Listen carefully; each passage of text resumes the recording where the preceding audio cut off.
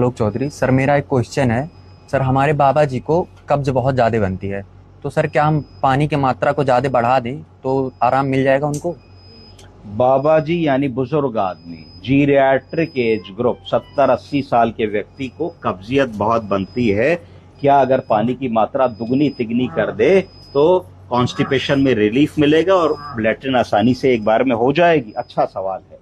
तो देखिए, अब सबसे पहले समझना पड़ेगा कि ओल्ड एज में कॉन्स्टिपेशन क्यों हो रहा है और कॉन्स्टिपेशन होता क्या है। कॉन्स्टिपेशन का मतलब है कि कड़ा मल।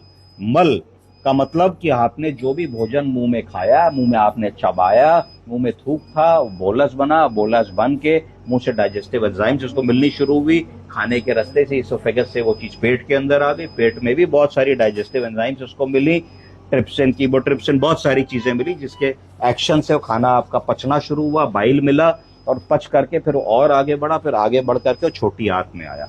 तो यहाँ पे मैं ये बताना चाहूंगा कि अगर आप पानी 2 की बजाय 4 लीटर कर देते हैं, 5 लीटर कर देते हैं, तो आपको ये समझना होगा कि जितना भी आप पानी ज्यादा पिएंगे उसका एब्जॉर्प्शन छोटी आंत में ही हो जाएगा, वो बड़ी आंत तक जाएगा ही नहीं।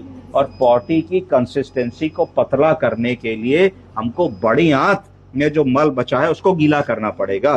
तो इसका मतलब है कि पानी के सेवन को डबल ट्रिपल कर देने से कॉन्स्टिपेशन में लाभ मिलना एक भ्रांति है, ये सही बात नहीं है, इससे फायदा नहीं होगा। इसके साथ में ये भी कहना जरूरी है कि कितना पानी नियमित रूप से पिए। तो जो हम रेगुलर अपना भोजन कर रहे हैं, दाल चावल सब्जी रोटी, उसके साथ में अगर हम 2.5 लीटर पानी दिन भर में पीते हैं तो एक रीजनेबल वाटर इनटेक माना जाएगा। तो अगर हम एक ग्लास को 250 ml मान लें तो इसका मतलब है कि कम से कम हम लोगों को 7-8 गिलास पानी दिन भर में पीने की सलाह तो देनी ही चाहिए लोगों को, जो जनरली लोग नहीं पीते हैं, जिसकी वजह से कॉन्स्टिपेशन होता है। तो 2-2.5 लीटर पानी की सलाह देनी है। इसके बाद खाने में क्या खा रहे हैं, कितना रफेज खा रहे हैं, क्या सलाद खा रहे हैं कि नहीं, क्या खीरा ककड़ी गाजर मूली सलाद पत्ता हरी पत्तेदार सब्जियां टमाटर का सेवन कर रहे हैं कि नहीं, नहीं कर रहे हैं तो कहना है कि करिए। फल खा रहे हैं कि नहीं, फल में क्या खा रहे हैं, उनको कहिए सेब बढ़ा लीजिए, पपीता बढ़ा लीजिए, नाशपाती बढ़ा लीजिए, अमरूद बढ़ा लीजिए। इस तरीके के फल को खाएंगे तो इसमें रफेज बनेगा। जब रफेज बनेगा तो बल्क बनेगा, जब बल्क बनेगा तो बल्क बड़ी आंत तक जाएगा, जब आप बड़ी आंत तक बल्क जाएगा तो बड़ी आंत में पेरिस्टालिसिस होगी, ऐसे करके आंत दबेगी। तो जो बल्क बना पॉटी के साथ खाने का, ऐसे करके आगे बढ़ा, फिर अगला ऐसी पेरिस्टालिसिस हुई, अगली ऐसी पेरिस्टालिसिस हुई। तो बल्क फॉर्मिंग एजेंट को बढ़ाने से हमारी पेरिस्टालिसिस के साथ साथ मल भी आगे बढ़ेगा, और जब मल आगे बढ़ेगा तो रेक्टम में आएगा।